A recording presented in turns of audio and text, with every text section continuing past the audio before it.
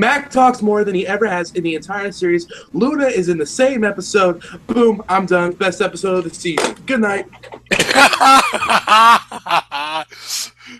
Thanks, you don't leave me again, please. We've been through this before, please.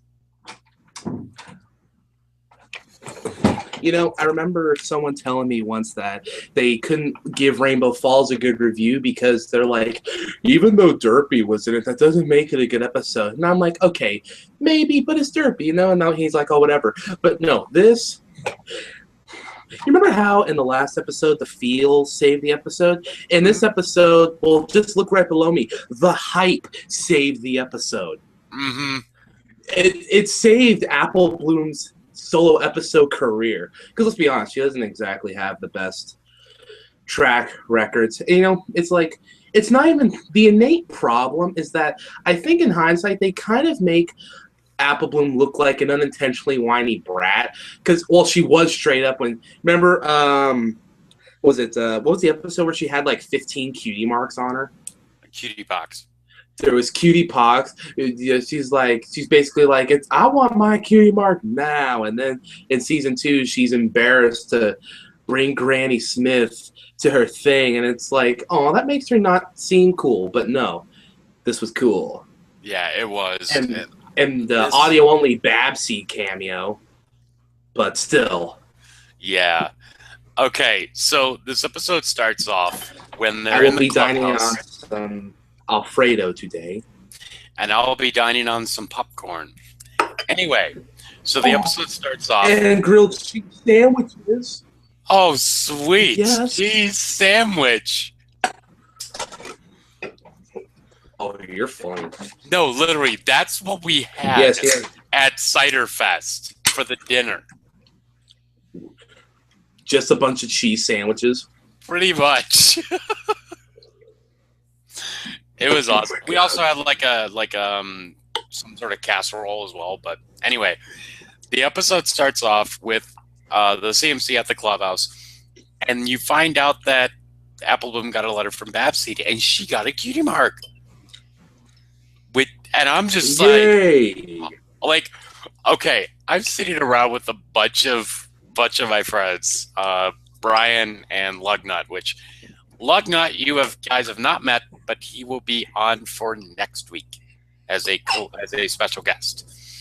Anyway, I'm just sitting around, and when we heard that Babs got her cutie mark, we all just collectively, unanimously just go, what?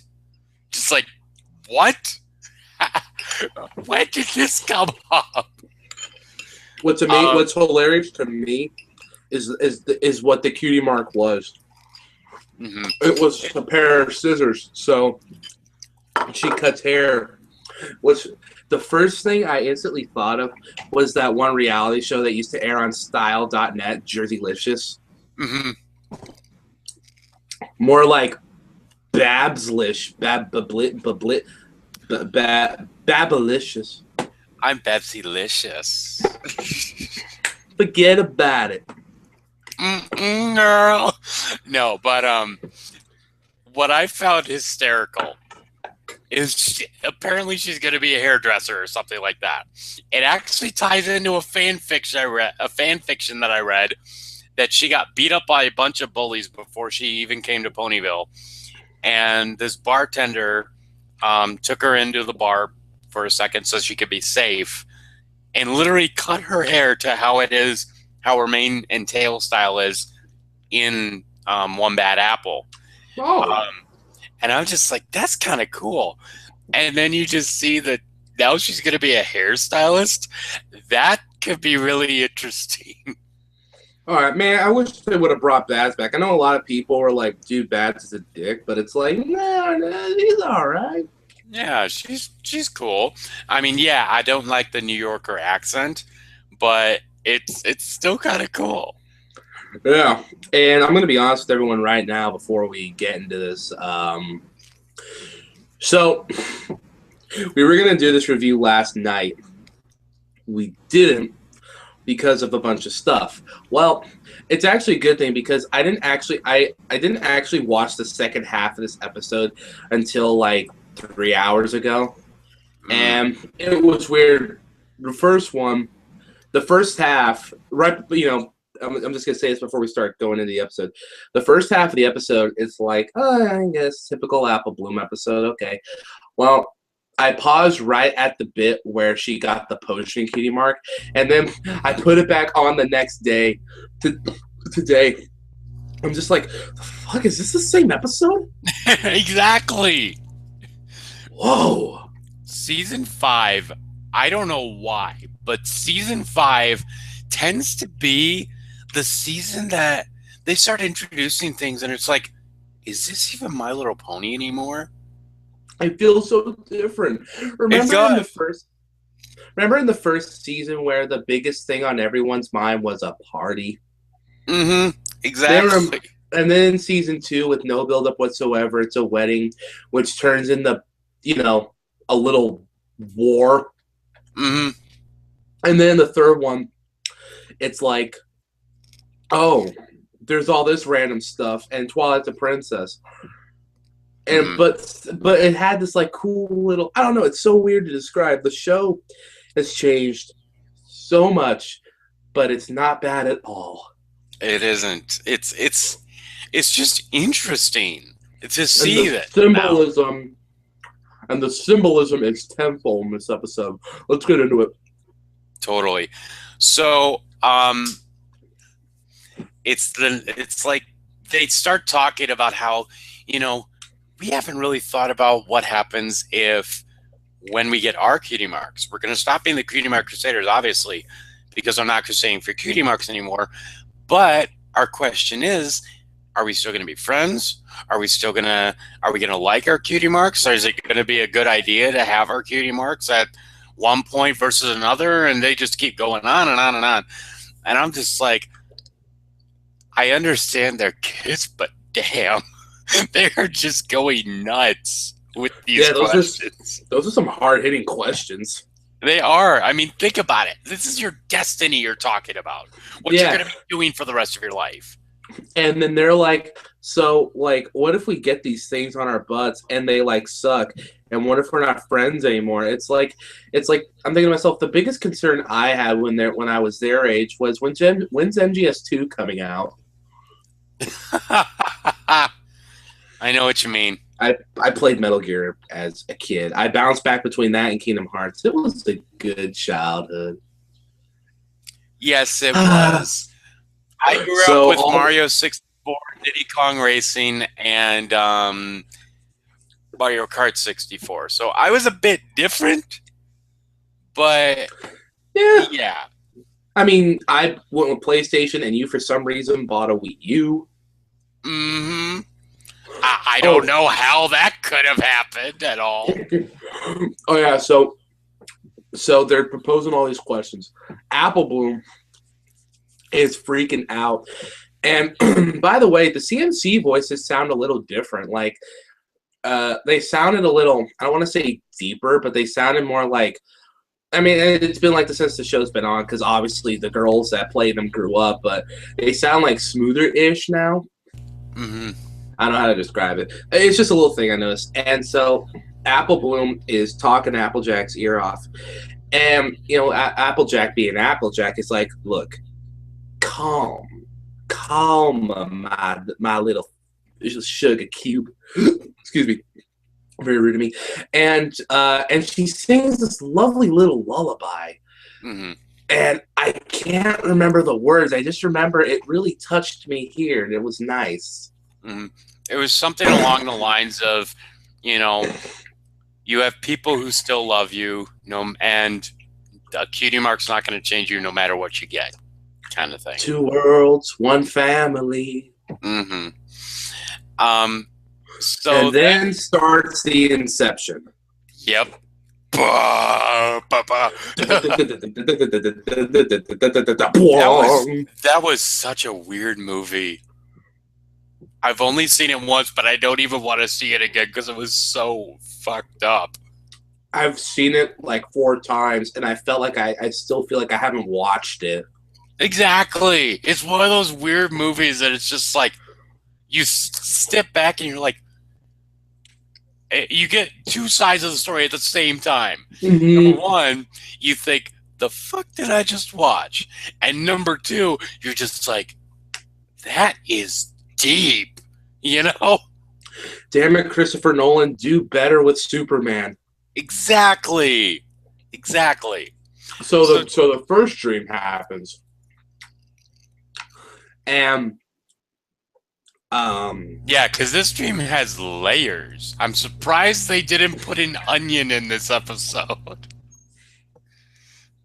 bruh, did you really? Yes, because it would have been an amazing Shrek reference. Because Shrek is love, Shrek is life. Shut up.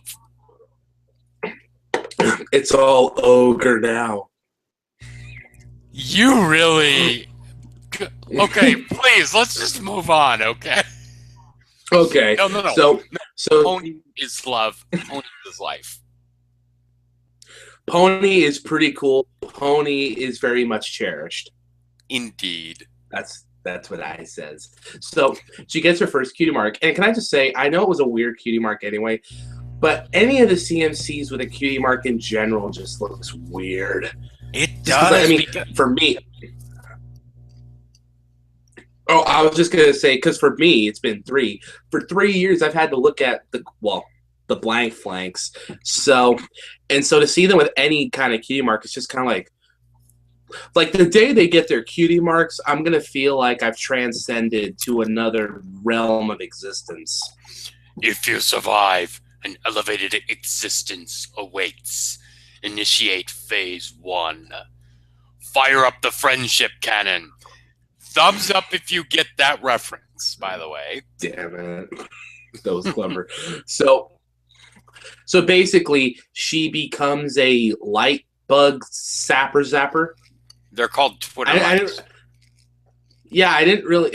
Twitter. I didn't really understand the Twitter mites or what the job entailed. Do you remember make more? Sense anymore? Does that mean they've now been manifested as Twitter mites? Oh, son of a bitch. Explain what the thing was, because I don't remember. Your mic is still muted. Okay, pretty much her cutie mark. It's really weird because it's like it looks like it's a pesticide thing for apples, and I'm like, excuse me? They're gonna really go there and have her have a cutie mark about killing vegetation? That's what I thought it was too. And so basically, she comes up to this old dude, and apparently, she has a special talent as a pest control pony. And what makes it amazing here is the two references that I saw there. The pack that he was using to catch the Twitter mites, because apparently they're made up of like static electricity, and when more and more form, the more shocking the lightning that they pass on will be, or something. Yeah. And so when I saw the pack on his back, and then again with Apple Bloom when she learns how to control it, it was either a Poltergust 3000 or she was now an official Ghostbuster. I just went with Ghostbusters. Everyone else went with Ghostbusters too. But I respect the Poltergust reference. That made me smile. Yes, it did. But it was really interesting. She's apparently really good at it, because obviously now it's her special talent or whatever.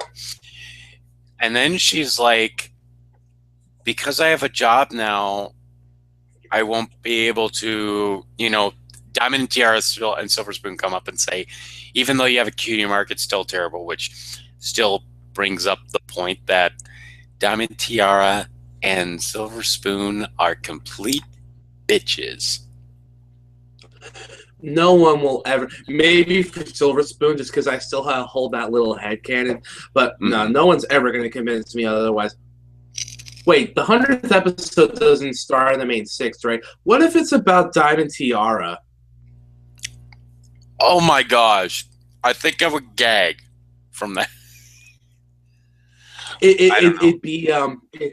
It'd be the Rarity Diamond Dogs episode all over again. Everyone would instantly want to hate it just because it's that particular person. But then right after that episode, everyone's gonna love them. Honestly, though, it would still piss me off. It was some sort of tragic backstory. I'm just like, no, not even a tragic backstory is gonna tear away years and years of her bitching and moaning. It is years for us. God. That's what I mean. That's what's going to make it weird. What have we been doing the past few years? My life has changed so much. Indeed. Okay, not too much, but a portion. Mm-hmm. I mean, I know we're small time, but still. Yeah. So she runs off into the woods, which I'm assuming is the Everfree Forest. Do they live by the Everfree Forest?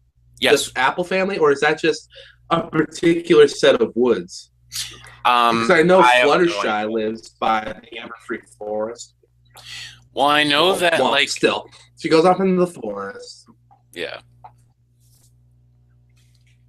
Go on. I was just going to say, they go off into the forest. Sorry, lagging. They go off into the forest, and she goes off in the forest, and then there's a voice basically being like, I'm sinister and evil, and I'll help you, but for a price that I won't mention until later. Mm-hmm. And she's like, okay, get rid of this cutie mark, and the voice is like, K. And then she wakes up again. Okay, hold on. Goes downstairs. Hold on. When I first looked at this part of the episode and I saw, you know, because the voice is pretty much saying, you know, why have a cutie mark that you don't like? I can take it away for you. And when I heard that, I'm like, is Starlight Glimmer coming back? You know what I mean? It wasn't the exact voice, but, you know. Oh, man. I'm still hoping that she'll be a recurring villain and not just show up again at the finale. Because, I mean, it was pretty obvious that that was a dream, but it still would have been really cool. Like she could somehow sense the distress or something, and she like manipulated Apple Bloom's dreams, because we don't really know how powerful she may or may not be. Mm-hmm. Who's to say? So she wakes up again and says hi to Applejack, and Applejack's like, "Do what the hell?" And she's like, "What?" Looks at her cutie mark, and it's a potion. And my first thought was, yes, Walter White Apple Bloom from Twilight Time confirmed. Symbolism. A couple things that I'm gonna say this again when it comes to the. Please, they had Mad Men. They had Mad Men. Can we please have a bad Breaking Bad reference or homage in the show? I will happy so much. Actually, I will show you a video that Infinity Dash did. I believe it was Infinity Dash. If I'm mistaken, I am very sorry. Or no, it was it's either Infinity Dash or Formula Dash, whichever one. But they did. Yeah, it's one of the dashes. But they did. I know it sounds like Rainbow Dash is like a huge family now or something. Anyway, anyway, so there is a video that I will show you after we're done with this video. That it's literally recreating the Breaking Bad theme and intro with ponies, and it's amazing. Oh, that'd be radical. Mm-hmm. Anyway, so she this is about where I not tuned out. This is about where I had turned off the episode because I had family coming over. All that I remember happening was she goes to the that's right. She goes to the clubhouse, and Sweetie Lou and Scooter Bell are there, and she's like, "Hi, girls, check this out. Look at my butt. My butt is amazing." And they're like, "Whoa, that's cool." And then she's like, "Well, I can still help you guys get your your butt marks, and they're like, okay, I think have a seat. I think it's time. My name is Chris Hansen, and I think it's time that you should leave. And Applebloom's like, and I know this was a dream, but it's just seeing their cool friendship all these years, and I knew it was a dream, but it's kind of hurt to see Sweetie Belle and Scootaloo just kind of just, bitch slap Applebloom to the side like that. Because Here's the thing, though. I mean, don't get me wrong. Applebloom's done it to Scootaloo at least once. See Flight to the Finish, but still, it hurts. And this is about where I turned off the episode at some point before that. This is where I came back today, and that's why I'm like, this is the same episode? Yeah. Here's the thing, though. Where are you, season 5? One thing I do want to mention here, though, is, it's kind of weird to see the CMC acting like this. However, not only is it a dream, but it's Applebloom's dream. So this is Applebloom's interpretation of what her friends would do if she got a cutie mark. Very true. And so they basically say, hey, you're no longer allowed in this clubhouse because it's for CMC members only and blah, blah, blah. And so she runs back to the forest and she's like, I don't want this cutie mark anymore. Give me this cutie mark off so I can be with my friends again. And it's like, as you wish. And she comes back. But this time, the Sweetie Belle and Scootaloo have their cutie marks now.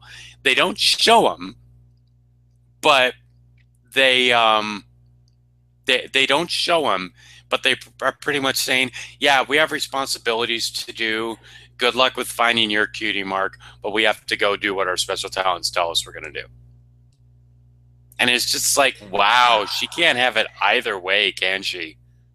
And, it plays so good into the moral, though, when I think about it. Ah, damn, because once again, the Cutie Mark Crusaders have to hit me right in the feels. Right? Damn. So this time she wakes up, and this was the turning point of the episode for me. She wakes up again, goes downstairs, and she has another cutie mark. I can't remember what it is. She had a cutie mark when she came down that time, right? Yeah. And Applebloom comments on it, which plays into one of the random questions she was asking. I didn't realize how much those ramblings she was asking Applejack would foreshadow the episode. But in this scenario, she gets a cutie mark, but the Apple family hates her for it, and it was so cool. She even story writing wise, it's cool because she even asked what if I have to leave or whatever this and that because I'm not an Apple. Well, Applejack has a sit down with Big Mac and Granny Smith, and I love.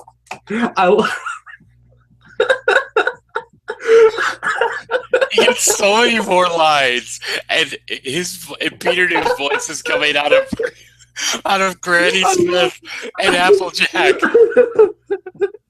I love that they switched. That they gave they traded Applejack saying yep and no for Big Mac doing all the talking. Exactly, it's Ponyville Confidential all over again.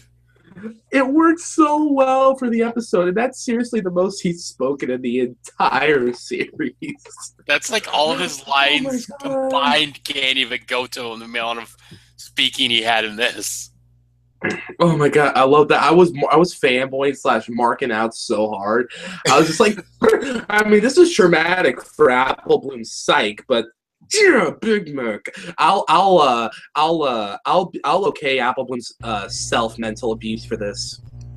Wow, so dark. Do you not see the shirts I wear? Yeah. But anyway, so I have a John Cena poster back there. Clearly, I am the epitome of darkness, brooding, and badassery. Da da da da. Da, da, da, da. Hustle, loyalty, and respect. Anyway, so yeah, she somehow finds her way. she somehow finds her way back to the forest, and she keeps seeing her shadow taunting her more and more. Or no, she wakes up again, and she starts seeing all these different cutie marks, and one of them literally is her face, and it winks at her. I'm like, what the fuck? I love this show so much. I do too. So she swats them away, and she's like, "What in tarnation? I don't want to see another cutie mark ever again." And she's running out of the woods, getting chased by the thing. And by the way, there was some. I feel weird commenting on any imagery in the show that's creepy because my masculinity is like, this is a girl's show. There is nothing to No. There was some stuff in here, like this particular part, and even the Apple Family Council bit, where I was just like, that's kind of that's weird. That's okay. That was my legit reaction because I'm just like, this is. It wasn't scary or shocking or wasn't so much creepy. It was like a little bit of unnerving meshed with disturbing because the fact that it is a dream, it's like, that's her own mind. But yeah, no, I was just like, God damn. It's one of those things that it's been with the show since season 2. Otherwise, I would not have become a brony in the first place. Because Sweet and Elite had this kind of scene. It wasn't as out there as this one was, but at the point where Rarity's kissing Celestia's hooves at Sweet and Elite, I'm just like, what is going on? You don't see this in a kids show, let alone My Little Pony. And Solarian Empire. Thing, and it's the same thing here. You're constantly seeing this as something like, wow, you don't see this in any other children's media normally. I know there are kids shows that qualify as kids shows, like from our heyday, that were, they had disturbing stuff and they dealt with some stuff. And yeah, are there shows that do stuff like this more often? Yeah. Do some do it better? Probably. But here's the thing.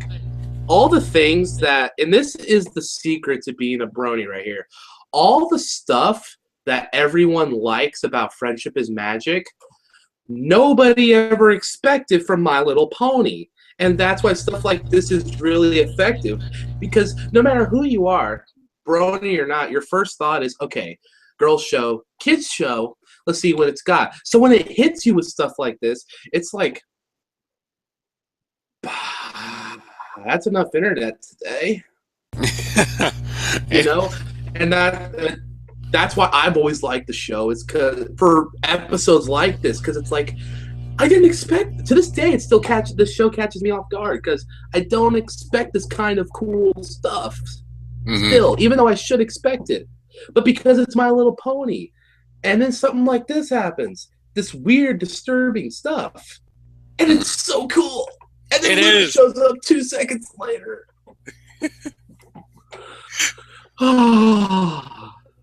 That's my little nerdgasm for the day. Well, you feeling better, bud? I am, because this episode just really reminded me why. Don't get me wrong, the episode isn't like a 20 out of 5, but it just kind of reminded me why above all else I definitely respect the show. Because it turned an episode. It turned an episode into a whoa. Yeah. But we should probably end off the episode. Yeah. Sorry. This shadow you thing. Take us home. You won't get sidetracked like I will. Okay. So the shadow keeps taunting her and keeps saying, get this cutie mark. No, you don't get this cutie mark, and blah blah blah blah blah. And then Luna shows up. And I'm just like, I knew this was a dream episode, and I knew that Luna was going to show up somewhere. It's like, yeah, boy. Yeah. Yes. So she shows up, and she kind of goes down the line of Do you have something you fear or feel like you don't add up to anything? No, not really. Okay, that's good, because that was Scootaloo and Sweetie Belle. We're good on that front. But it's more of like, they've actually been having these same kind of dreams too tonight. And I'm like, say what? And then it switches over to Sweetie Belle going on stage to sing, that thing we saw. And as soon as she opens her mouth, the cutie mark of a janitor appears. And the thing turns into a broom, and it's like, all right, there you go. And then I love how Vital and Octavia are just like, nope, we ain't giving you nothing. Zero. And Rarity, with her face over her head, her hoof over her face, is just like, I'm gonna give you a 1 just because you're my big sister, but God, that was terrible. I love that little bit right there where it's just like she's like, that's still my sister even though this sucks. Exactly. And then you see Scootaloo, that she looks like she's going to be I don't know if you can help me out with this. I forget his name. She's going down a giant ramp. But she's like what was that one guy? Evil Knievel. She was acting like Evil Knievel. And so she's going down the ramp on her scooter. All of a sudden she gets this baking cutie mark or something like that. And it turns into these whisks. And she goes down into this sea of pudding or cake mix or something like that. And so it's just like, wow, that's kind of weird. It's kind of like you're almost seeing the same scene from Sleepless in Ponyville, except in this time it's a dream instead of her actually falling into the water and can't swim. You know? But anyway, so it goes back to Apple Bloom, and it's like, you know what? No matter what you get, it's never going to change you. You're always going to be the same person you always were. Your personality is not going to change. And what you get, your true friends will be defined by if they still accept you after something happens in your life. Like if you get a new job or something like that. I'm just like, man, bravo show. This was deep. This was just really good. You know, I think what makes the episodes with the CMC's lessons more impactful, at least most of the time, is because of the fact that they're kids and the type of lessons that, you know, the type of episodes that like have morals for kids, those always hit a little harder home because every brony still has that like inner child. Mm-hmm. So a lot of people do, but those kind of lessons, it leaves you. It's like for us older types, it's like the moral is like a reminder. While, you know, it's teaching the kids a lesson. You know, the main 6 learn valuable lessons all the time, but they're older, so you know it's kind of one of those things when you learn something when you're older, you kind of just put it in the back of your mind or at the forefront sometimes, and you'll deal with it here and there, and you'll try to make changes accordingly. But when you're a kid, if you learn something valuable that you feel could really turn your life to be a positive, more often than not, you'll try to. I mean, honestly, I feel that. Well, some of the times, I feel like a lot of the lessons that the CMC learned have really stuck with them throughout the show, personally, and. You know, it's a time old. It's one of the oldest lessons in the book. You know, it's basically, you know, be true to yourself, and your true friends will stick by you. But the show knows how to word that particular moral so many ways and make it sound unique and impactful each time. Exactly. I'm gonna give this episode an 8.5 to a 9.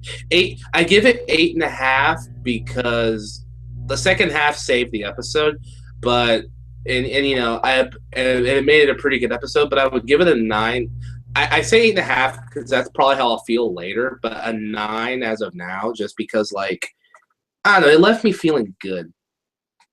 Okay, I agree. I actually am going to put this episode at a 9 too, um, because it's the first episode that you have just as many WTF moments, but you also have just as many like really impactful moments from And this Luna, episode. and I love that Luna teaches these lessons to the CMC because she's like I mean, unless it's like their sisters or Rainbow Dash in school's case, but she's like the perfect person to give these kids advice because I feel I'm just going on a limb here. I'm assuming that she can probably relate to a lot of their gripes, maybe not as far as maybe cutie mark escapading goes, but definitely as far as, childhood insecurities being we little brothers have, little siblings have a lot of those. Agreed. And it also doesn't help that her princess is basically God mode while Luna's just beast mode. Yeah. So then, does that mean that Celestia was Transformers G1 and Luna was Transformers Beast Wars?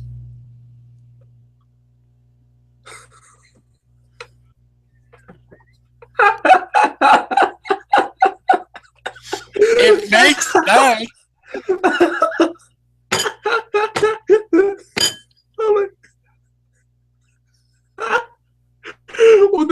Would that make Discord Power Rangers Dino?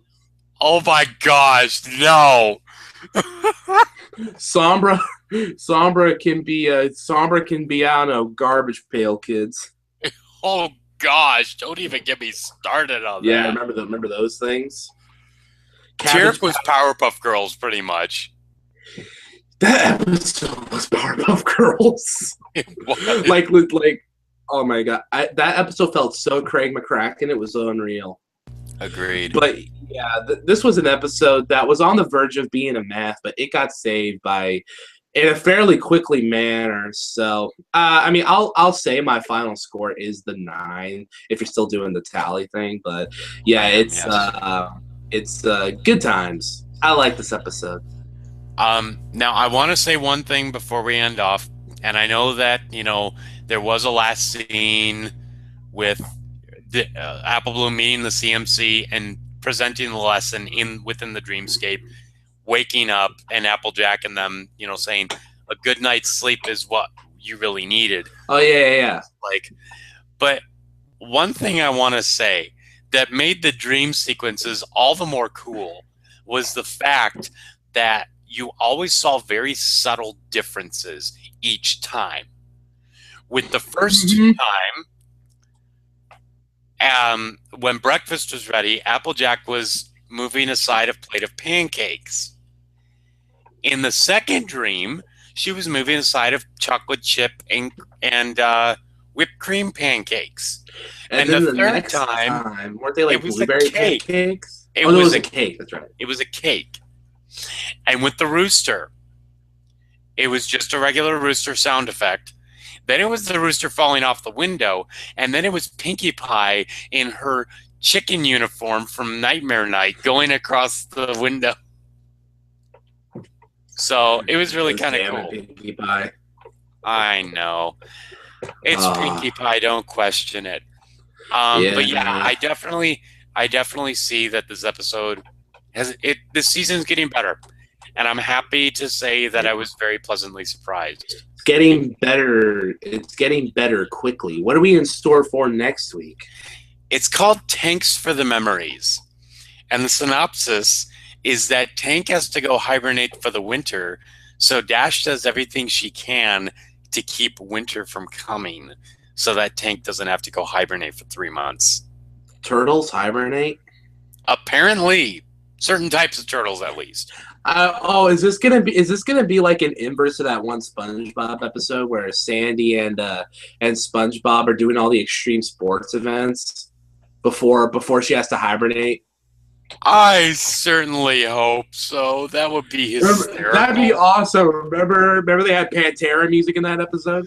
Yes. I mean, they said special musical guest Pantera. I'm like, what? Yes. Oh man.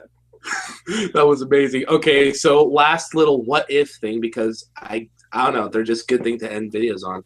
So Luna has gone through all the dreams of the CMC now. It took 3 seasons, but she did it, which was a cool little way to, have a special episode here and there.